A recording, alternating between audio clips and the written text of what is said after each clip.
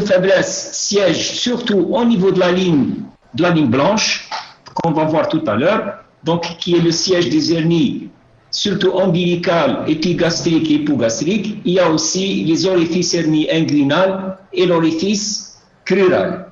Nous retrouvons d'autres hernies qui sont très rares, c'est les hernies de Spiegel. On va voir lorsqu'on arrive, donc voir sur le schéma. Donc voici un schéma de la paroi abdominale avec ses muscles. Donc vous voyez donc de la superficie à la profondeur, donc on a le tissu subcutané. Arrive ensuite le muscle oblique externe qui est ici, qu'on a enlevé ici. Vous voyez le muscle grand droit au milieu, donc qui est très large, qui est bilatéral. Au milieu, nous avons la ligne blanche avec l'ombilique et bien sûr les orifices inguinales, on va les voir tout à l'heure. Donc la ligne blanche qui est siège des hernies antérieures. Sur cette coupe, on voit bien les muscles abdominaux. Donc nous avons l'oblique externe, donc nous avons enlevé, il y a la peau et le tissu sous-cutané qu'on ne voit pas ici. Donc ici, au-dessus de la ligne ombilicale, au-dessus, donc on a le grand oblique, le petit oblique, le muscle oblique interne, le muscle transverse, le fascia transversalis qui est représenté en vert, et enfin le péritoine. Donc cette coupe est au-dessus de l'ombilique. Donc au-dessous de l'ombilique, donc les muscles grand droit, nous avons seulement un aponévrose antérieur. Donc l'aponévrose postérieure, on retrouve à sa place le fascia transversalis et bien sûr le péritoine. Donc vous voyez, c'est les mêmes muscles, donc il y a une différence entre le... Est-ce que vous me recevez? Oui, on va recevoir. Docteur Zoula. Cliquez sur diapomètre parce que là, elle n'est pas en diapo. Parce que là... ça va? Voilà. Ça va comme ça? Bon courage. Merci à vous. Donc, au niveau de la région de l'aine, donc cette région est formée par les terminaisons des aponévroses des muscles, donc les muscles latéraux, surtout le muscle oblique externe qui est en avant. Nous avons la paroi supérieure qui est formée par le tendon conjoint, qui est donc le tendon conjoint, c'est l'ensemble, il assemble donc le muscle oblique interne et le muscle transverse. La paroi inférieure est formée par l'arcade fémorale, appelée aussi arcade crurale. Nous avons en postérieur le fascia transversalis, donc le fascia transversalis qui est un feuillet fibreux revêtant le péritoine, et c'est le lieu où surviennent les hernies directes, donc c'est les hernies de faiblesse. Nous voyons ici donc sur ce schéma le muscle oblique externe avec la flèche, donc son corps charnu avec ses terminaisons, avec son aponévrose. On voit donc l'orifice inguinal superficiel et bien sûr l'arcade crurale ou les ligaments inguinal représentés par une ligne de pointillés discontinue. Donc après avoir enlevé le muscle oblique externe, donc on voit le nerf transverse qui forme le tendon conjoint. Ici le tendon conjoint. Nous avons le muscle grand droit à l'extérieur, l'épine du pédis, l'orifice inguinal superficiel. C'est par là, lorsqu'on examine un malade ou on introduit le bout de l'index pour vérifier cet orifice, c'est là par là qu'on va découvrir ces hernies. Au niveau de la région fémorale, donc au-dessous de la ligne inguinale, on retrouve l'anneau fémoral par lequel sont issues les hernies crurales. Il y a aussi les vaisseaux épigastriques qui naissent des vaisseaux fémoraux et ces vaisseaux sont importants sur le plan anatomique. Donc en dedans de ces vaisseaux, on retrouve les hernies directes et en dehors, c'est le siège des hernies obliques externes. Nous voyons sur ce schéma donc l'orifice pectinéal de Fruchot, donc qui est représenté par ce cercle. Donc au-dessus de l'arcade crurale, le ligament inguinal, donc c'est là le siège des hernies inguinales, donc oblique externe et directe. Au-dessous, on voit donc les vaisseaux fémoraux, la veine fémorale et l'artère fémorale. On voit aussi donc l'orifice crural par où s'extériorisent les hernies cruraux. Donc ça, c'est un schéma en intra-abdominal lorsqu'on enlève le péritoine. Donc on voit, c'est par là où passe le cordon spermatique. Donc c'est le siège des hernies obliques externes, ou les hernies, donc c'est souvent qui sont congénitaux chez l'enfant. On voit le pédicule épigastrique inférieur. Donc en dehors de ce pédicule, c'est les hernies obliques externes. En dedans de ce pédicule, on voit donc c'est les hernies directes de faiblesse, et c'est la paroi que vous voyez ici, donc c'est le fascia transversalis. C'est le fascia transversalis.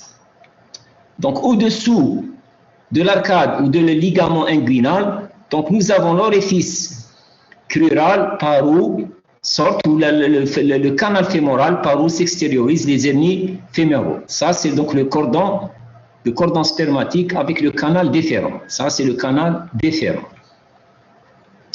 Donc, définition. Donc, nous avons la hernie non compliquée qui se traduit par une tuméfaction, donc qui est réductible, impulsive à la toux et lors des efforts, qui aussi n'est pas douloureuse. Donc, c'est une hernie lorsqu'elle n'est pas douloureuse, elle est réductible, impulsive à la toux. Il y a l'engouement herniel qu'on va voir, donc c'est un début de complication. Qu'est-ce que c'est l'engouement? L'engouement, donc c'est un début d'étranglement herniaire, donc il n'y a pas d'étranglement, il y a donc introduction à l'intérieur de l'orifice herniaire, soit de l'épiplan ou de l'intestin qui n'est pas encore étranglé, mais c'est une urgence extrême. Donc c'est un début d'étranglement. On a aussi l'étranglement herniaire. Donc l'étranglement, c'est une complication grave qui nécessite une prise en charge en urgence. Donc elle se manifeste par une douleur atroce au début. Donc il y a au début, les premières 6 heures, il y a une douleur. La hernie devient irréductible et les complications, donc ça va, ce qui va suivre selon ce que contient cette hernie. Donc si c'est l'épiplan ou bien l'intestin, on va voir lorsqu'on étudie les complications de l'hernie. Donc les différents types d'hernies, on commence par les hernies de l'aine qui sont les plus fréquentes. Les hernies inguinales, on les divise en 2 groupes. Donc les hernies congénitales et les hernies acquises. Donc les hernies congénitales, ils sont dues à la non-fermeture du canal péritoneo-vaginal chez l'enfant. Donc c'est par là où migre le testicule chez le garçon, et sa persistance et la persistance du canal de nuque chez la fillette. Donc, ils sont donc ces hernies, les hernies obliques externes qui peuvent être aussi acquises. Donc, ils sont congénitaux chez l'enfant, mais qui peuvent persister après l'âge adulte. Et même si ce canal est fermé, le canal péritoneo-vaginal, donc ça peut être aussi le siège d'hernie de faiblesse. Le sac herniaire siège, donc on l'a déjà vu, en dehors de l'artère épigastrique. Nous avons les hernies acquises, donc ils sont souvent directes, mais peuvent aussi être obliques externes. Donc c'est le sac herniaire siège en dedans de l'artère épigastrique, ou là des vaisseaux épigastriques. Ces hernies sont favorisées par le travail de force, les bronchopneumopathies, l'adénome de la prostate. Les hernies fémorales ou crurales, donc c'est le collet de la hernie fémorale est situé au-dessus de le ligament inguinal ou bien l'arcade crurale. Donc on peut dire que le ligament situé sur, on va dire sous la ligne de Malguen. Vous trouvez dans les livres de sémiologie, on vous dit donc au-dessous de la ligne de Malguen. Ils sont donc souvent acquises, ils sont très fréquentes chez les femmes et surtout la femme obèse.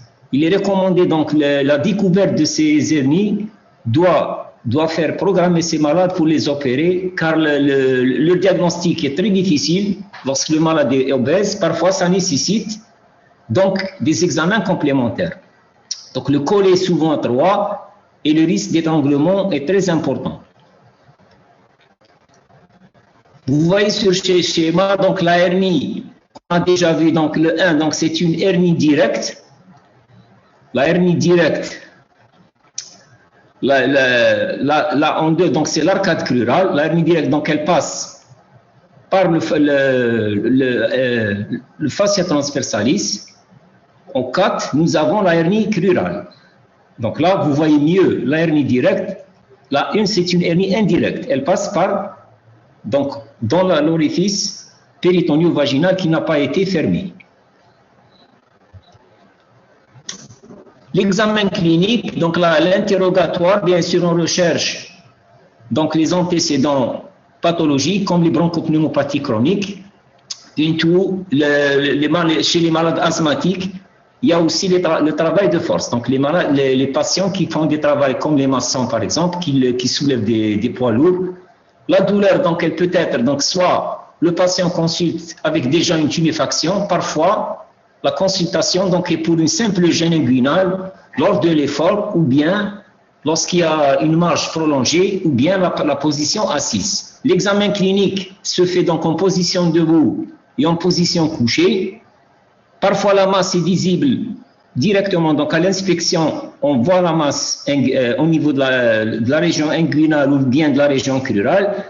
On recherche aussi la présence d'une cicatrice chirurgicale. Ici, on voit donc l'image, donc c'est une hernie qui est visible déjà à l'inspection, donc il y a une tuméfaction. Il y a aussi chez ce patient une incision donc, qui prouve qu'il a déjà été opéré pour une hernie.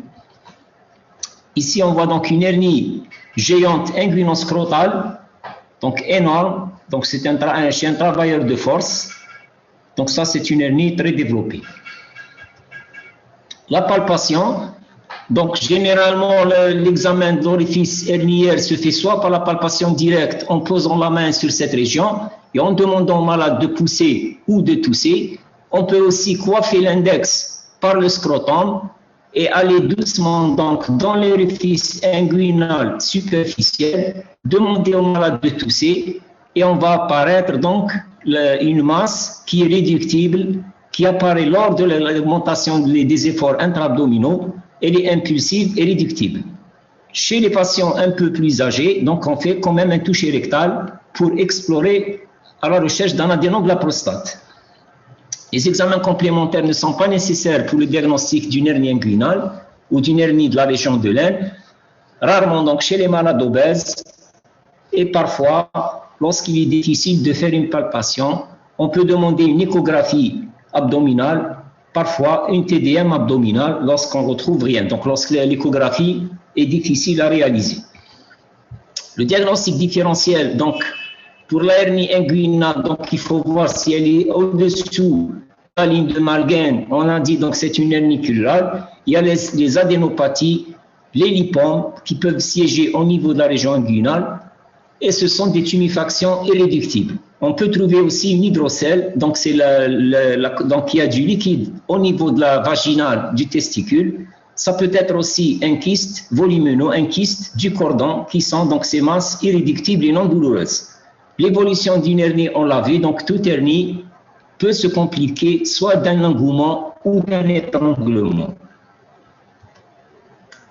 La hernie ombilicale chez l'adulte, donc rappel anatomique, donc l'ombilique est la cicatrice pariétale laissée par l'insertion du cordon ombilical situé à mi-distance entre l'appendice xiphoïde et le pubis. À sa partie inférieure, donc l'ouraque et les deux artères ombilicales qui sont des vestiges de la naissance. À sa partie supérieure, le ligament rond et la veine ombilicale. En avant de la peau, adhère l'anneau ombilical avec différentes couches cutanées. L'anneau ombilical est constitué de ce fait, donc c'est un point faible au niveau de la ligne blanche. Donc ce point faible doit normalement se fermer 2 à 3 mois après la naissance. Parfois il persiste et qui est le siège d'hernie ombilicale. Donc on voit sur ce schéma donc l'orifice, une coupe médiane sagittale de la région ombilicale qui montre la peau et le siège, donc l'ombilique. Le diagnostic d'hernie ombilicale est facile lorsque le sujet est mince, donc la peau est déplissée, on peut la voir de même à l'inspection ou bien en mettant le doigt dans l'orifice ombilical. Chez le sujet obèse, cette tuméfaction peut être difficile à trouver et ça peut nécessiter un examen complémentaire comme soit une échographie ou une TDM. La hernie ombilicale est tremblée, donc à la palpation, c'est une masse douloureuse irréductible. Parfois, elle est distendue avec une peau qui est rouge ou bien noirâtre, surinfectée lorsqu'il y a une occlusion intestinale. Le contenu herniaire, donc, peut être non réductibles associés parfois à des signes d'occlusion intestinale, donc vomissement, arrêt du transit. Donc si le contenu intestinal, qui peut être soit le côlon, l'intestin grêle, parfois même l'estomac. Les formes cliniques de ces hernies ombilicales, donc nous avons les hernies congénitales de l'enfant, donc ça on ne les voit pas, on peut les voir aussi chez l'adulte, ou bien c'est des hernies ombilicales acquises. Il y a aussi les hernies para-ombilicales, donc qui siègent au contour de l'ombilic et qui peuvent être confondues par les hernies ombilicales, donc para-ombilicales. Les hernies de la ligne blanche, donc c'est des hernies qui sont plus rares que l'hernie de l'aine et de l'ombilic. Ils sont situés à n'importe quel point de la ligne blanche. Donc ils sont rares chez l'enfant et concernent surtout l'homme. Leur prévalence est de 1 à 10% de la population. Donc ils peuvent contenir soit de l'épiplan ou de la graisse, parfois une portion du tube digestif. Donc les plus fréquentes, c'est les hernies épigastriques et les hernies hypogastriques. Donc l'hernie épigastrique, elle siège entre l'appendice xiphoïde et l'ombilic. Donc on les trouve là plus fréquemment chez l'homme. Complication, bien sûr, dépend du contenu du sac herniaire. Il y a aussi la hernie hypogastrique qui est plus rare que les hernies qu'on a vues antérieurement. Il y a aussi la hernie de Spiegel. Donc, qu'est-ce que c'est la hernie de Spiegel? C'est des hernies très très rares qui siègent, donc ce qui est sous-estimé parce qu'elle ne se manifeste pas cliniquement, donc elle est très difficile à diagnostiquer. On la voit le plus souvent chez les sujets âgés qui viennent avec donc une hernie étranglée. Elle perce la ligne sumilunaire ou de ligne de Spiegel, qui est un segment longitudinal de la gaine comprise entre le bord externe du muscle grand droit et latéralement le muscle oblique. Elle contient de l'épiplan, parfois une portion du tube digestif. Donc voici la ligne de Spiegel en violet. Donc ici, c'est ça la ligne de Spiegel. Donc il y a le bord externe du muscle grand droit. Ici, donc on a enlevé on a laissé que le muscle transverse. Donc c'est au-dessous de l'ombilic. Donc elle peut être aussi bilatérale. On voit ici une image donc d'une hernie de Spiegel étranglée. Donc vous voyez l'intestin ici avec les petites fléchettes, donc qui est donc incarcéré dans la ligne de Spiegel. En amont, il y a une distension intestinale et qui prouve qu'il y a une occlusion intestinale. Donc c'est une hernie de Spiegel étranglée. Donc on récapitule donc tout ce qu'on a vu. Donc vous voyez ici ce schéma. Donc en 1, donc on a la hernie oblique externe qui est en dedans du pédicule, donc épigastrique. La hernie directe qui siège au niveau du fascia, la face postérieure de la paroi de la région de l'aine, donc c'est une hernie directe. Au-dessous du ligament inguinal en numéro 3, donc nous avons les hernies cruraux.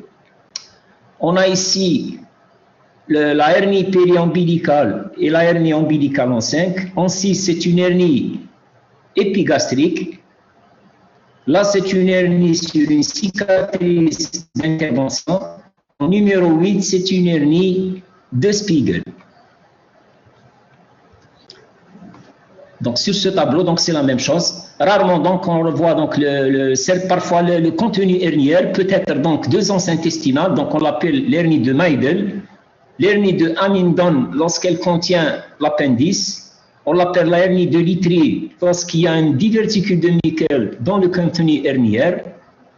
On appelle aussi la hernie de Richter, hernie uniquement du bord antéro-mésentérique. Donc il y a une partie, donc il y a un pincement herniaire. Les complications de la hernie inguinale, c'est surtout l'engouement et l'étranglement. Donc on a déjà défini l'engouement, qui est une hernie difficile à réduire. Lorsqu'une hernie est engouée, il ne faut pas chercher à la réduire. Donc, il est interdit de faire un taxis. Donc, essayez d'appuyer sur cette hernie. Car, pourquoi? Parce qu'il y a un risque. Donc silence est souffrante, on risque de perforer l'anse ou bien de réduire une anse nécrosée à l'intérieur de la cavité abdominale, ce qui va donc ce qui va provoquer une péritonite qui peut être mortelle. Il y a l'étranglement herniaire, donc c'est la complication la plus grave. Donc c'est une hernie, lorsqu'elle est étranglée, elle est douloureuse au début. Donc cette douleur peut disparaître après quelques heures, avec l'impossibilité de sa réduction. Donc la physiopathologie, comment ça se passe? Donc cet étranglement herniaire. Donc après une hyperpression liée souvent donc à un effort ou à une poussée abdominale intense, parfois lorsqu'on soulève un poids, donc il y a l'intestin ou bien l'épiplan s'engage à travers le collet. Donc c'est un collet, lorsque donc la hernie est ancienne, ce collet devient fibreux et parfois ne permet pas la réduction, donc il devient rigide et empêche la réduction de la hernie, ce qui va provoquer donc au début l'apparition d'un œdème qui va se compliquer par un étranglement.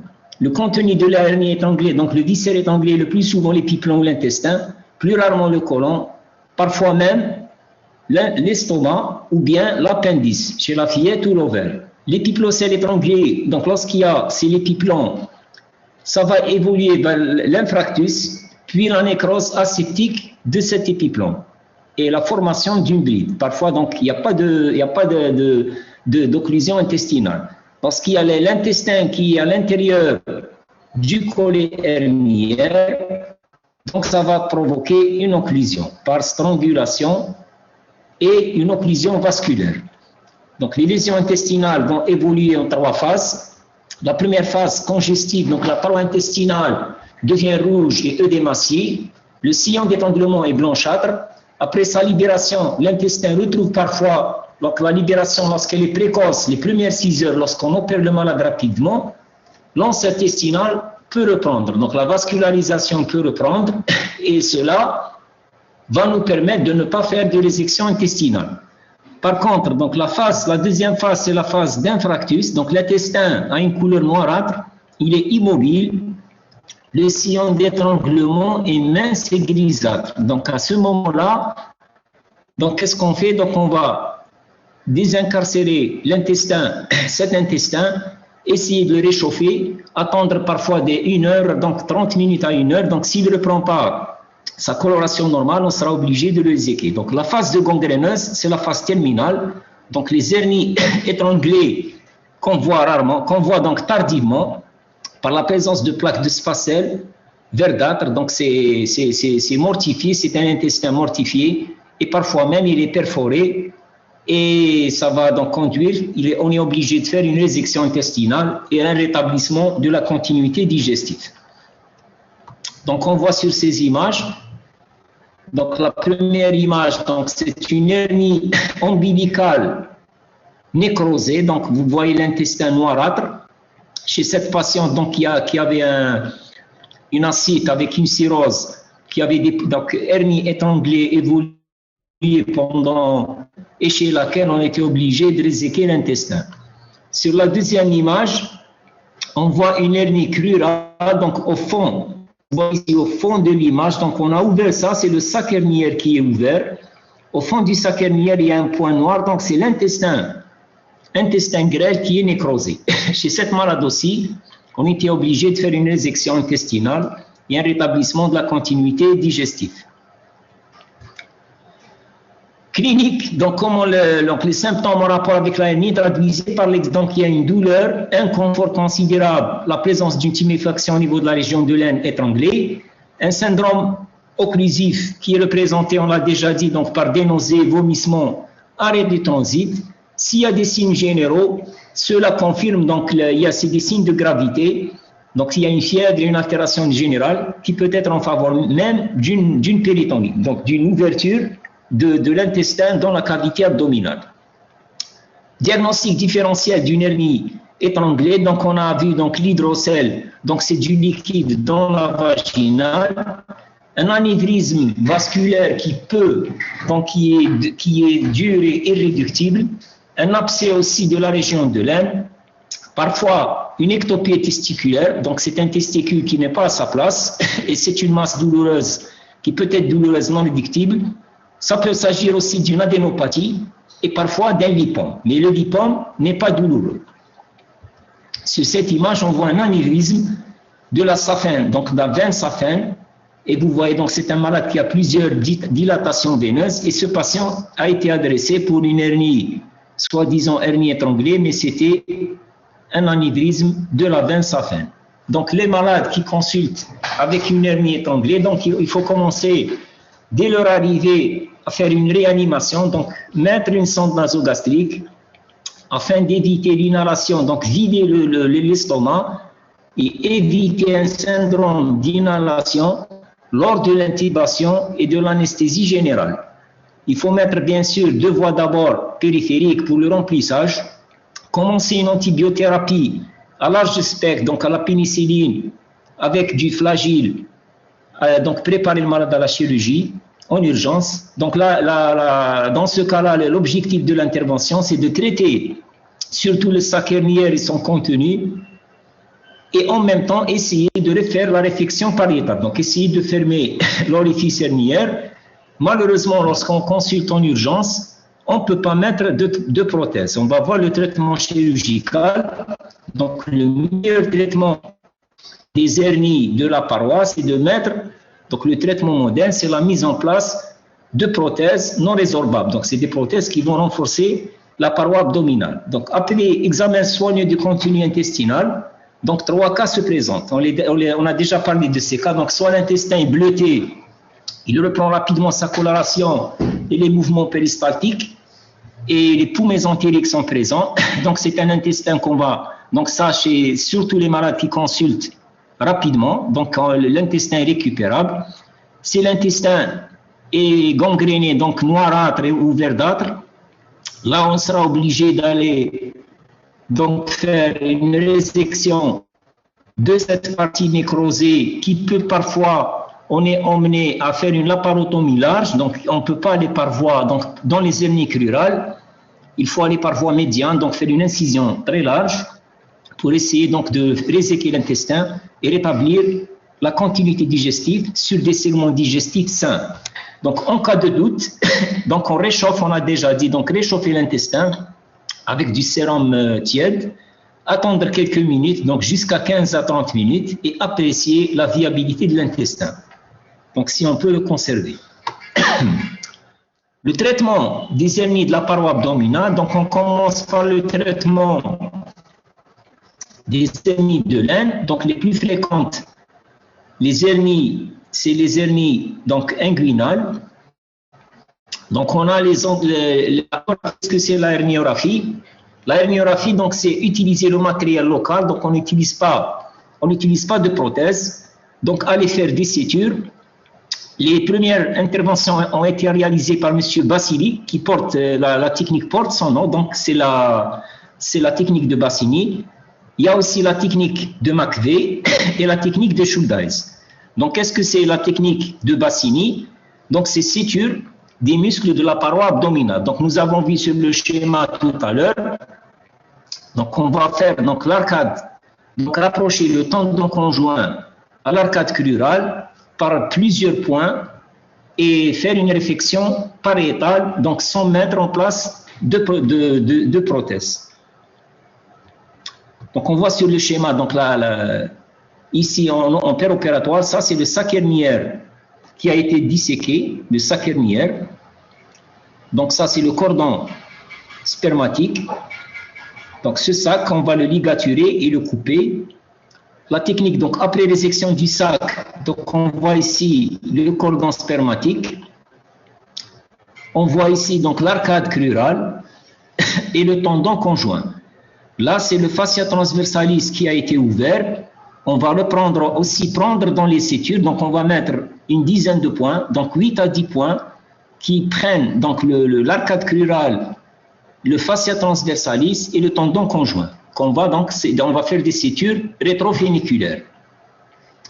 Il y a aussi la technique de McVeigh, donc c'est une technique aussi qui va donc suturer donc le tendon conjoint au ligament de Cooper. Le ligament de Cooper, on le voit donc ici en bas, donc sur l'orifice, au niveau de l'orifice fémoral ou l'orifice fémoral profond. Donc c'est un ligament qui va permettre surtout de traiter les hernies crurales. Donc cette technique, on l'utilise pour le traitement des hernies crurales. Et ces deux techniques, c'est les plus pratiquées en chirurgie, donc pariétale, surtout en urgence. Donc en urgence, on ne peut pas mettre deux prothèses. On va traiter les malades par ces deux techniques. La méthode de renforcement prothétique. Donc qu'est-ce que c'est la méthode de... Donc c'est mettre en place donc une prothèse. Quel est l'intérêt de la prothèse? Donc elle va s'intégrer dans les muscles et les tendons de la région inguinale et donc renforcer cette paroi. Donc c'est des techniques qui ont un grand intérêt. Donc on a vu donc les techniques de Rafi. Lorsqu'on fait par exemple la technique de Bassinet ou de Macré, donc c'est des techniques sous tension. Donc on va créer une tension. Cette tension favorise les récidives hernières. Donc c'est des techniques qui donnent des récidives qui peuvent aller de 15 à 20%.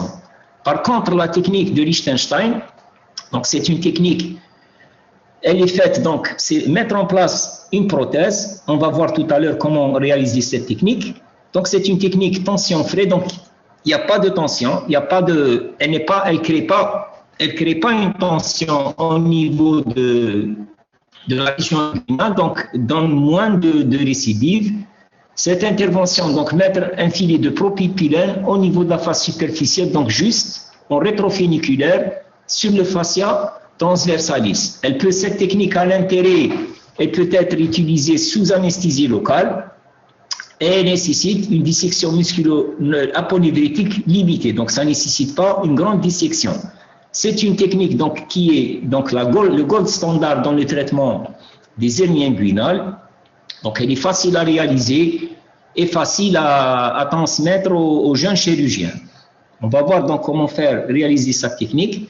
Donc vous voyez ici, on est en train de couper, donc il y a une prothèse non résorbable. Donc on crée donc un filet de prothèse qu'on va couper, arrondir le bord inférieur. Donc cette prothèse, elle fait entre 8 à 10 cm. Donc ça dépend du patient. Donc il y a des patients, plus le patient est, donc ça dépend du volume du bassin. Lorsqu'on place cette prothèse, vous voyez ici, elle a été placée donc derrière le cordon. Vous voyez ici, elle est sur la paroi, derrière le cordon spermatique, on va dire donc elle est rétroféniculaire sur le fascia transversalis. Donc cette prothèse est coupée et fondue au milieu, donc en 2 tiers et 1 tiers, pour pouvoir laisser passer le cordon spermatique. On voit ici donc sur ce schéma,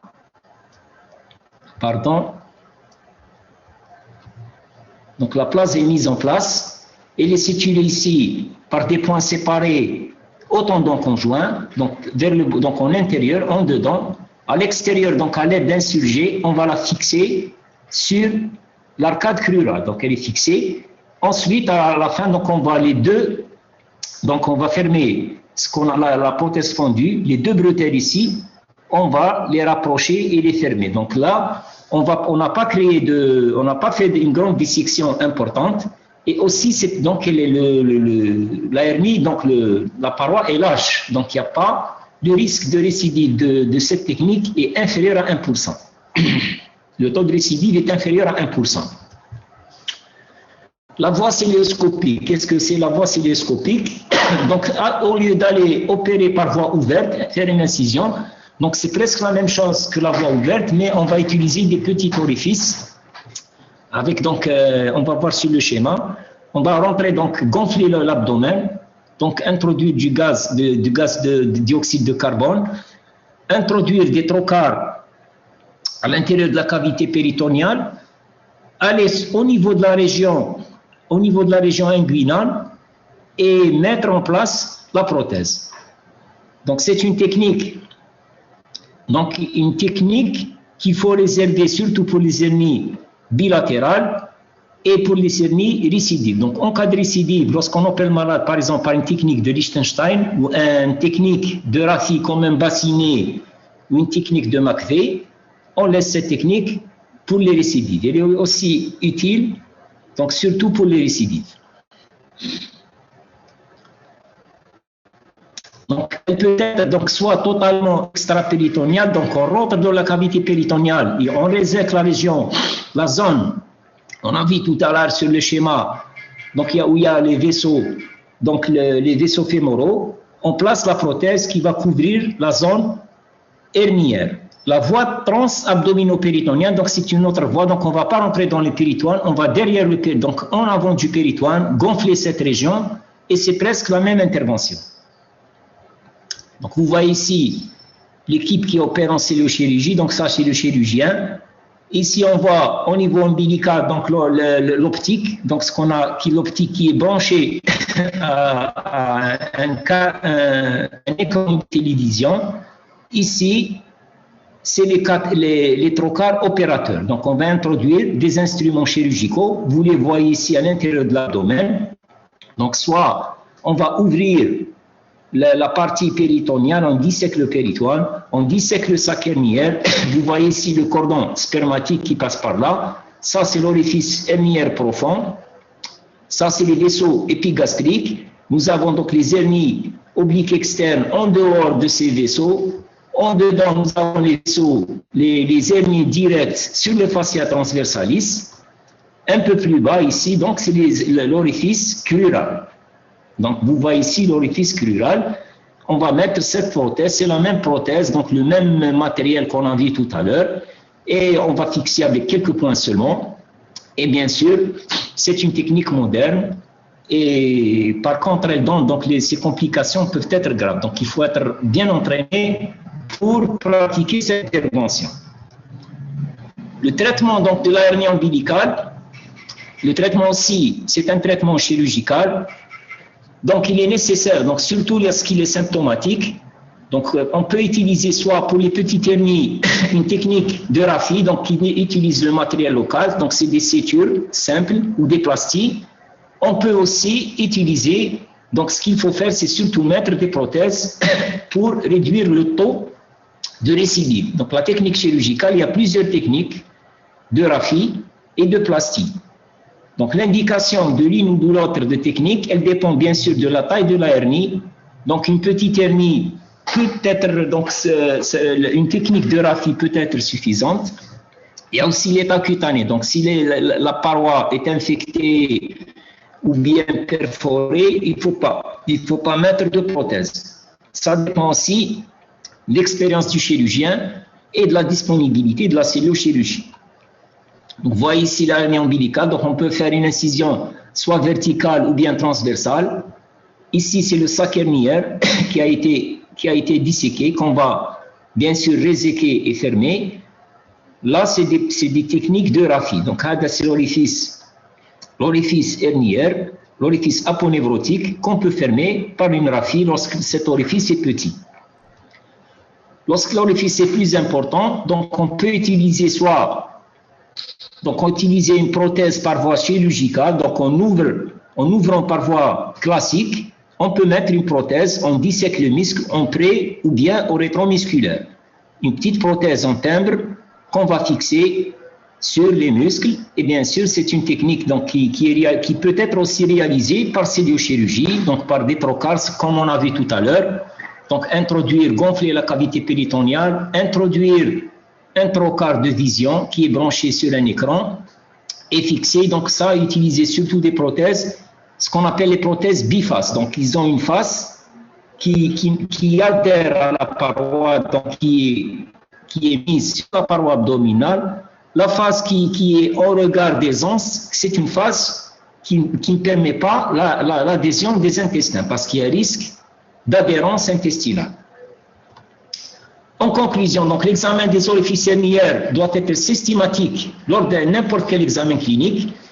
Donc devant un syndrome occlusif, il faut surtout toujours déshabiller le patient, donc examiner les orifices hernières à la recherche d'une hernie qui peut passer inaperçue et surtout chez les femmes obèses. Donc en cas d'étranglement hernière, donc c'est un malade à confier au chirurgien, donc c'est une extrême urgence chirurgicale et plus tôt le chirurgien intervient et plus tôt donc le pronostic sera bon. Donc plus le patient tarde, plus le geste chirurgical est lourd qui nécessite des résections intestinales, bien sûr qui peut être grévé de complications mortelles. Donc, lorsqu'on est devant une hernie étranglée ou bien engouée, il ne faut jamais faire de taxis. Qu'est-ce que c'est le taxis? Donc, essayer de réduire cette hernie, il ne faut pas essayer de réduire. Donc, si le patient consulte pour un taxis, il faut le programmer pour un geste chirurgical. Donc, si la hernie se réduise d'elle-même, il faut hospitaliser le malade, le garder en observation, parce qu'il y a un risque aussi de perforation, et le programmer le plus tôt possible. Donc, le traitement de la hernie, lorsqu'elle est vue, donc le traitement de la hernie qui n'est pas compliqué, simple, et sa prise en charge est rapide, et normalement, c'est une pathologie qu'on ne doit plus voir de complications. Et je vous remercie. Est-ce qu'il y a des questions? Est-ce qu'il y a des...